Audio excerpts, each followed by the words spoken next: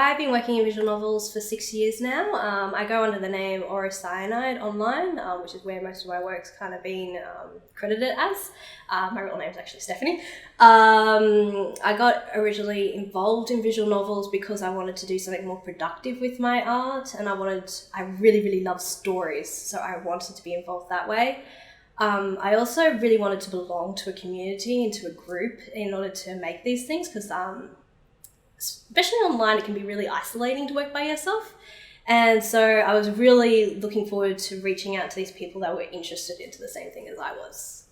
So I can't even remember what the first visual novel was that I played, but there was this element of being attracted to the story, like being such a huge focus. And like, I love narrative games like Dragon Age and Mass Effect and Dishonored and those types of console games, but visual novels were something that had such a low barrier of entry where I was like, I could do this.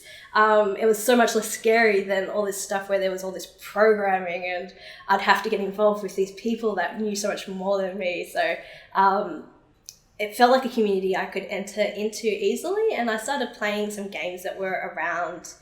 And there was this big focus on romance, which was something I was really into at the time as well. And so it was just so nice to be surrounded by these people that were interested in the same thing as me and to making the same thing that I wanted to make. And that's what kind of made me stay. Because my first visual novel that I made, I didn't do a lot and it wasn't particularly well received, like my part of it. And that could have been really disheartening, but it actually wasn't. Like, I was like, okay, I can do better. And the reception from the community, I was like, I'm going to stay and I'm going to try again. And that was probably the big turning point where, like, I didn't just go, nobody liked what I did, so I'm going to run away now. So that was really good. And I'm really happy that I did stay, because like 6 years later, I'm actually making things that I really enjoy.